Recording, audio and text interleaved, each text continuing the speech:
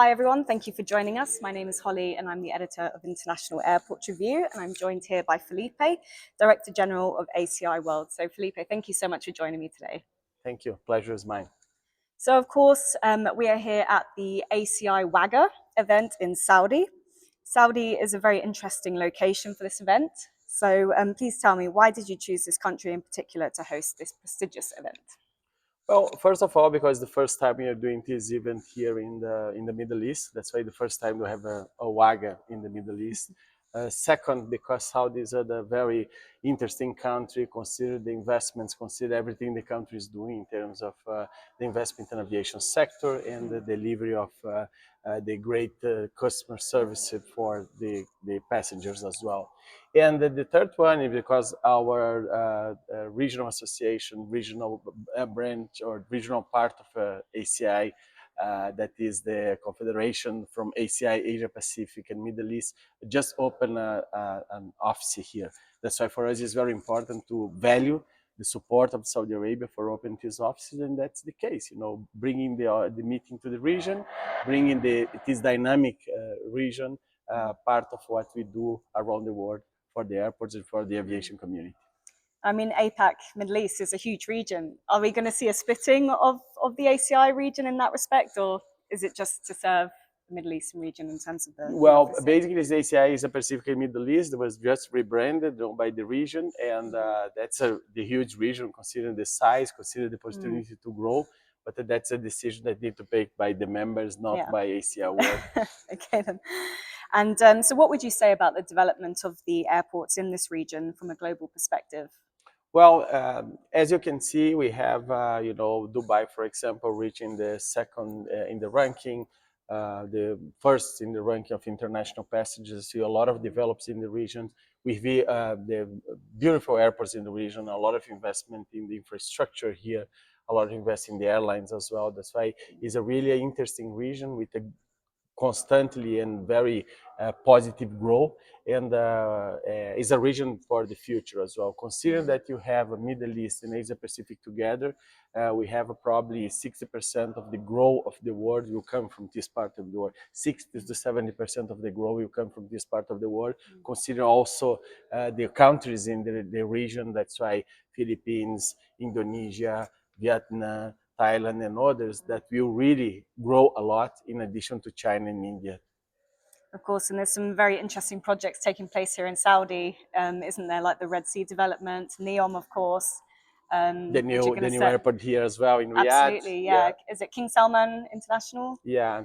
So all eyes are on this region, I would say. They're going to be setting new standards. Yeah, in addition, of course, what we spoke this morning, seeing Paul Griffiths mentioned that they will construct a new airport for 260 million passengers. Yes. Quite impressive as well. Very exciting. So what are your key takeaways from this conference?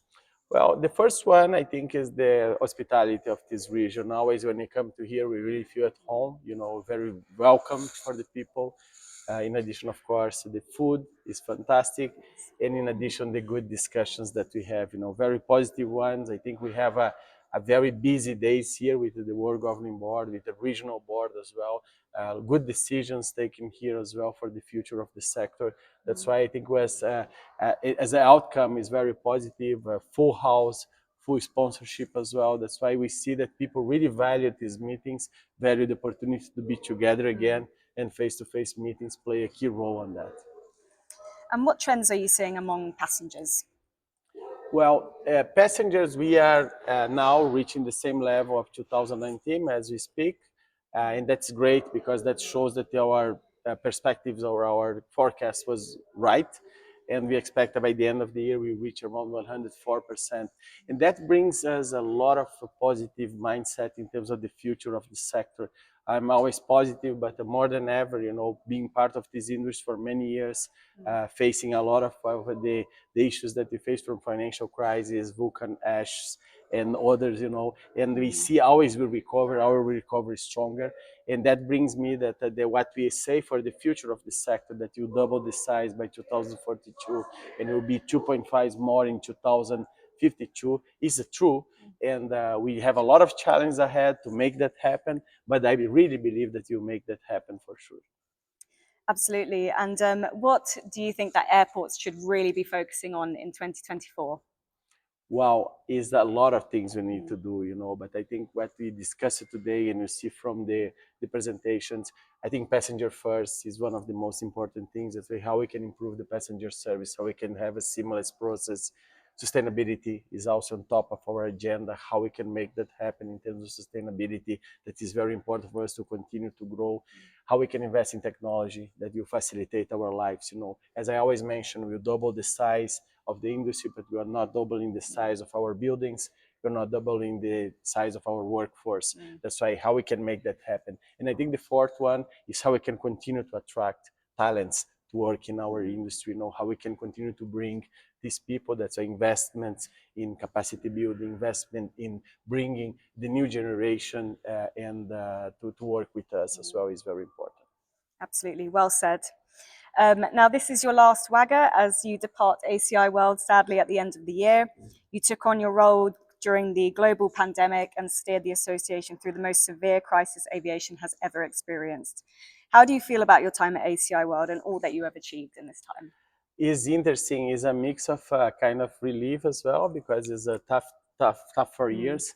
A kind of accomplished because we did a lot of things during 4 years. We even considering that we have 2 years of pandemic in the middle, and the where is ACI today? I think I'm very proud about where we are ACI today, how the team support me to reach this new level of ACI that I believe that we never had before in terms of the importance that we have in the global sector, the importance that we have playing the global sector through ICAO, through the other partners as well. That's why very positive about the future of ACI, very positive about what we accomplished as an organization, and basically very proud about my team, our team, a team of ACI, because without them, I wouldn't be able to deliver, especially in these difficult times.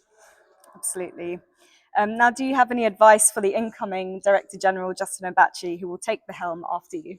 Well, we already started to talk a lot. ACI is a big and a small organization at the same time. We are global, but we don't have like a lot of resources, and that help. That is difficult for us to make the things happen sometimes because of our size. But the perception of the organization is really big. That's why the efforts that we need to do to keep the organization on top is high. The expectations, of course, are high as well. But I think Justin have the right approach, the right international experience. He has the opportunity to work for banks, airlines, consultancy companies, airports. I think that is the approach that you bring, that you support ACI to continue to develop, to continue to grow. Absolutely. I mean, Felipe, I joined the aviation industry just after you joined ACI World, and it has been an absolute pleasure to work with you. So thank you so much. The pleasure was mine, and we always have these good chats in all the meetings, and I really appreciate that as well. I hope you continue to have with my successor. Thank you.